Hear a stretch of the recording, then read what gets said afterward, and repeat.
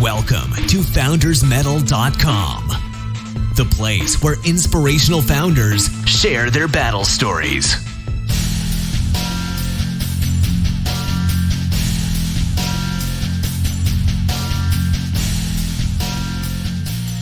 Hello, listeners, and welcome to Founders Metal, the inspirational podcast around listening to the stories of founders of businesses and nonprofits and their courage and perseverance in getting their businesses and organizations off the ground. My name is Patrick Ache, your host. With me today, I'd like to welcome York Zucchi for the first time.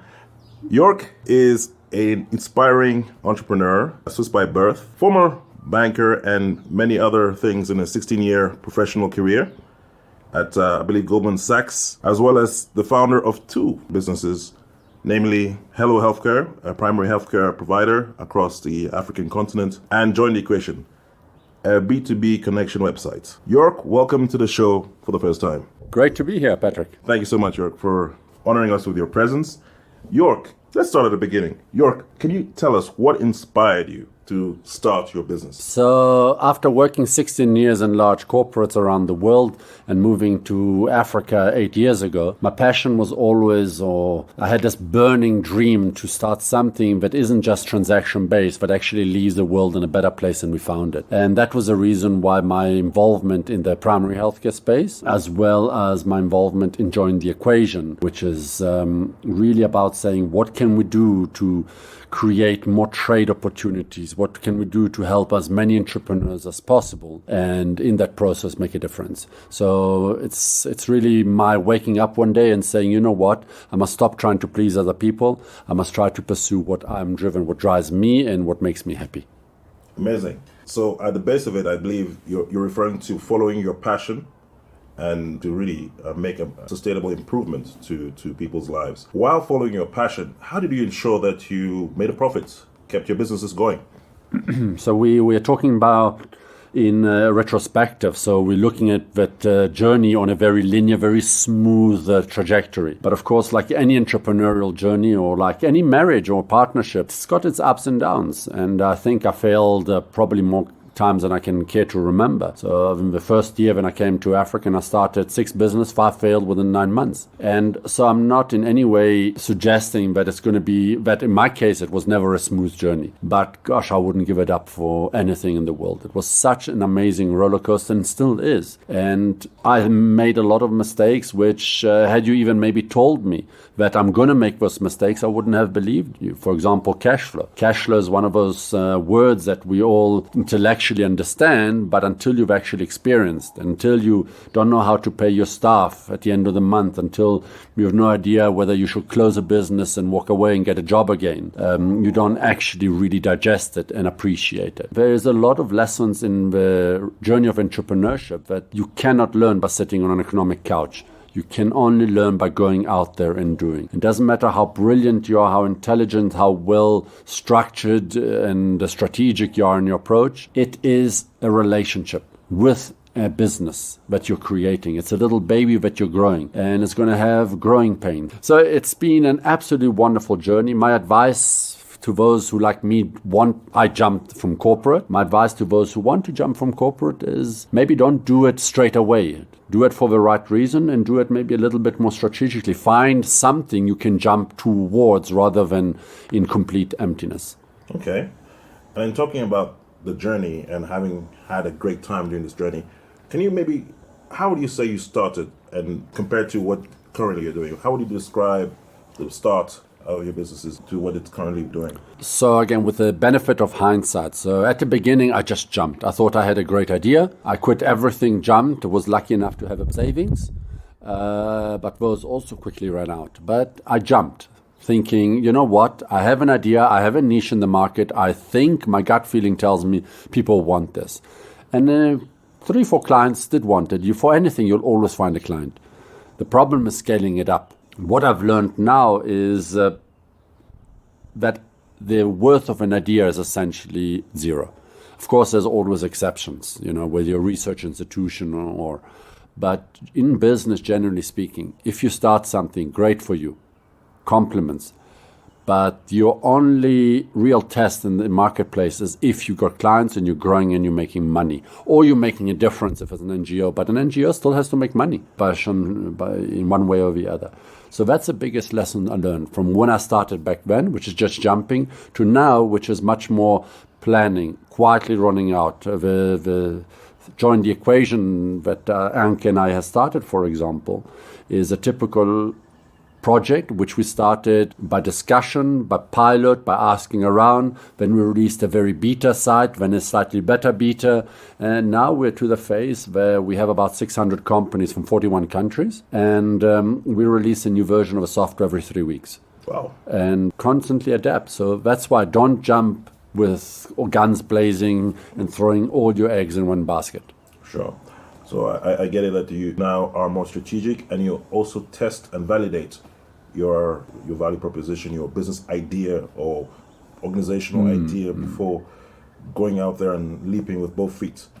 And in terms of now, perhaps I should now move towards the Crucible. I call this section the Crucible because I ask what for me are fundamental questions around what I think a lot of people in our situation, or what we previously had as situations, ask themselves about entrepreneurship. And I think the first question is, why you? What gave you the confidence to believe you could do it? Ooh, that's a very good question. I don't know if it's confidence or stupidity. And there's a joke going around that you really need to be stupid as an entrepreneur, with and especially bad at math and probability, given the low chances or statistical chances of success. But there's this image of cowboy entrepreneurs, those who go guns blazing, like we said before, with an idea and shoot in every direction in the hope that one sticks. And there are a lot of those entrepreneurs around, but that's not entrepreneurship. Entrepreneurship is starting a business usually with our own savings. We don't want to lose our savings. The last thing we'd want to do is go bankrupt. And so I would caution that a lot of entrepreneurs are actually very risk averse. I, in a way, pushed myself because I was in banking and it was a wonderful, wonderful time. But whose value were you adding? Yes, transactional value. Yes, bonuses and so forth. But was I improving anybody's life for real? So there was a push element to that. And there's a pull element where I said, I want to try something. I want to throw myself in the deep end and see and learn how to swim.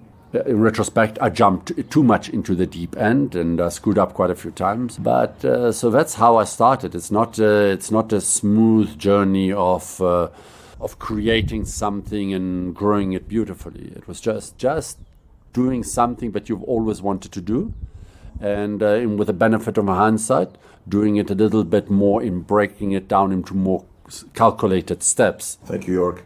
I'm taking from that you definitely need to start this journey with something you're passionate about, and that will maybe give you the drive, even if perhaps you're not someone who's naturally self-confident, but because you believe in what you're trying to do, or believe in the ultimate aim of your business, then that will give you that courage to take that leap. But then in addition to the courage, you should be scientific and actually test your ideas against what the market says, and try to find a middle ground where your passion meets market needs. So it's a very, very valid question you raise and issues, and I don't have a perfect answer. So entrepreneurship is a very subjective journey. Yes, you want to test against the market, but who is the market? What do? You go out and meet people in surveys and interview them. Then, you ask the people if they wanted an iPad 30 years ago, they would have said no. And yet the iPad is selling like hotcakes, or at least was. So sometimes you could say, okay, but the market doesn't yet know what it wants. A bit like what's the founder of Apple? Steve Jobs. Jacob Zuma. But it's like Steve Jobs said. But on the other side, you could test yourself or put safety. One of the biggest enemies of an entrepreneur is hope. You start believing that customers pay you, that your idea will take off, and that a Facebook campaign is a solution to all your marketing problems and so forth. Maybe bring yourself a partner along in this journey. It also forces you not to be lazy about it. It's very good to have a great idea, and time slowly passes. A year later, you haven't done jack all about making your idea a dream, or a reality rather. And so sometimes bring a business partner in the equation. Share with the world what you're trying to achieve, so that you have a bit of pressure from the outside, and build an ecosystem around you of people and support structures that is not just supportive in wishing you well, but also slaps you with a bit of reality, which doesn't mean the business is bad. Business is just a vehicle, but it's still the fuel that you put in. Fuel works in different vehicles. Yes, some is diesel, some is 95 and so forth, and avgas. But generally speaking, your passion that fuels you can go in multiple. If you thought that the bakkie is what is going to be the perfect tool to ferry passengers from Tambo to the Saxon Hotel, the 5-star hotel here, well, really? After a while, you'll figure out the bakkie was the wrong vehicle. Sure. So yes, you've made an investment that you have to write it off and correct it, but maybe you'll go for a minibus or a Mercedes or what have you not. So that feedback mechanism mustn't interpret it that you had a bad idea or everything should be written off. Reappraise it, allow it, and then say, oh, interesting, the business I created, how I created was maybe wrong at the beginning. And as you shape it, it will take shape. Nobody comes with a perfect business on day one. It's a process of iteration, experimentation, and growing. Sure. And in mentioning this process of experimentation, I sort of understood that you also have to be wary of customer feedback because, like you said, if I believe Henry Ford also said it, if he had asked customers then what they wanted, they would have said, prior to his invention of the Model T car, if he had asked what customers wanted, they would have said a faster horse. Oh, yeah. So in that sense, you have to be careful of questionnaires and surveys.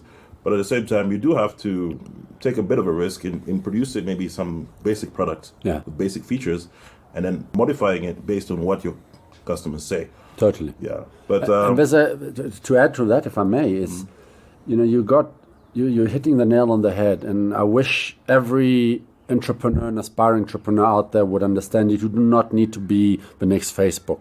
You don't need to be the next Apple.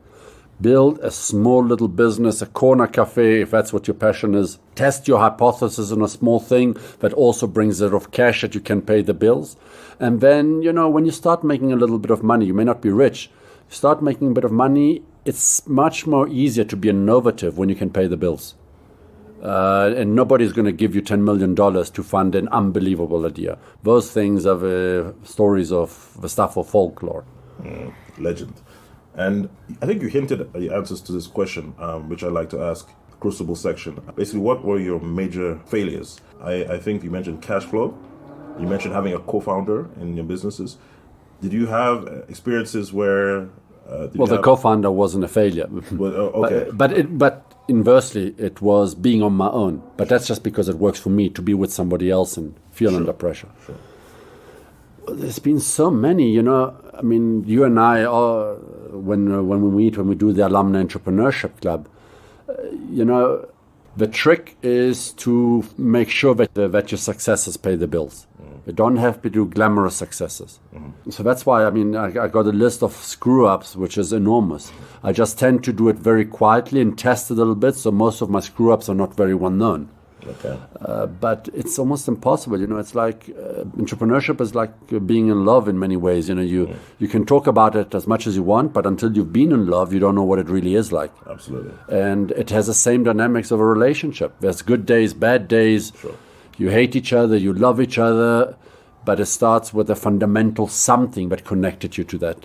And then mentioning that there's perhaps a long laundry list of mistakes you've made. What one mistake would you say stands out among that long list, if you would like to share that with our listeners? Well, so from a purely commercial angle, I think a mistake is because you're so keen to get approval from society and customers and so forth, you start giving away your services and products for free. So you start saying, well, take my software, take my system. I want users. Don't judge your business or don't set up your business feedback mechanism on the base of popularity. Judge them or set them up on the base of income. And on the basis of income, you've got something that is sustainable. On the base of popularity, you'll have a wonderful couple of months, and then you'll crash and burn.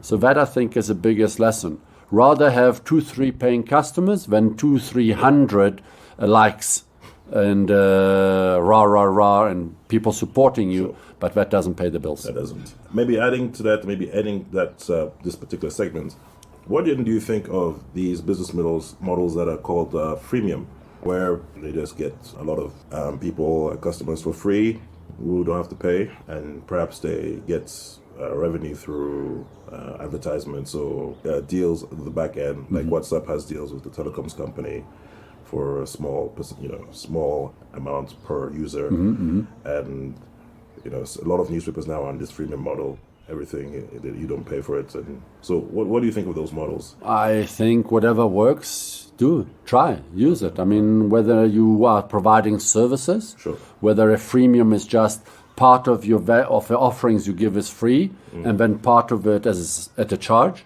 or whether it's a back-end agreement or so forth. I don't think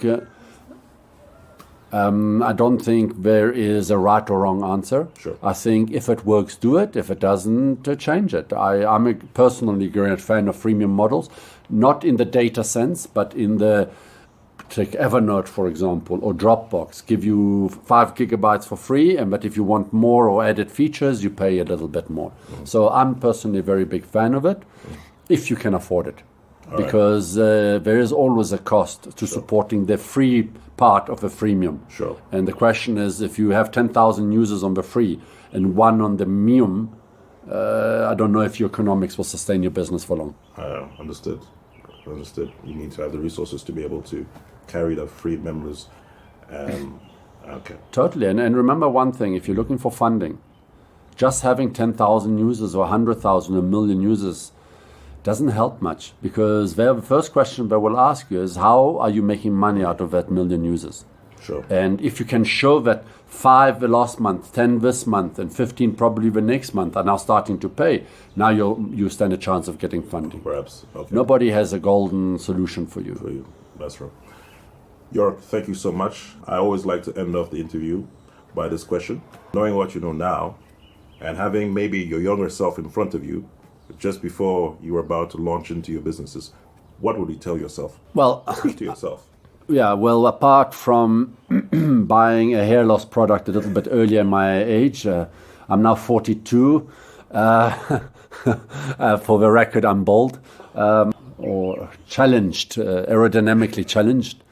But if I was speaking to my younger self, I would, in those days when I had just finished university, and there was always an entrepreneurial spark somewhere, but I never pursued it because I thought, you know what, let me go into corporate and get a couple of years experience. My advice to any young person listening to this podcast is don't do it. Now, unless you've got a specific pressure on you or there's a specific door that has been opened, go to smaller companies. Try to quelch that ego drive that you have in joining a large organization, getting a nice position, a great business card that links you to some big brand.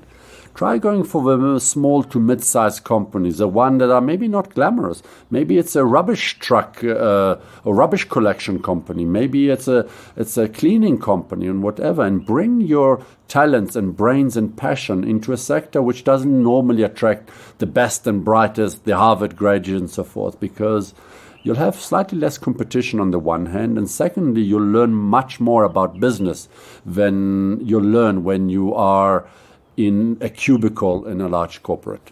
Amazing. Thank you so much, York. What if, instead of going into even a small, more entrepreneurial environment, what if you start your own company straight from university? What would you say to that? So, there's a lot of practical steps that are required to start a company. If you have absolutely no frame of reference, there's going to be a lot of mistakes that you're going to have to pay for. So my suggestion is join a small company for 5 years, learn some of the practical elements like invoicing, accounting, collecting, debts, employee, HR, firing, hiring, business development, sales, marketing. There's a lot of those elements which if you have no experience whatsoever, you have no frames of reference, you're going to go out there and make all those mistakes yourself, and you will, no matter how bright you are. And the question is, well, is there not a way you can mitigate those risks? So get a little bit of experience.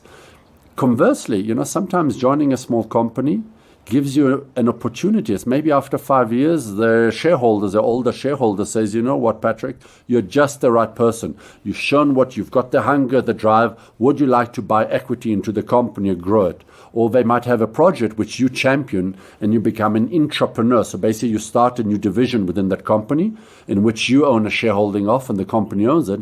There you've got resources and funding behind you without having to go through a lot of the pains that the cowboy entrepreneurs go through. Sure. Thank you so much, York, for sharing your time, wisdom, and stories with us. Great to be here, and thank you for the coffee. Thank you for joining us at foundersmetal.com. Gather your strength and strike while the iron's hot.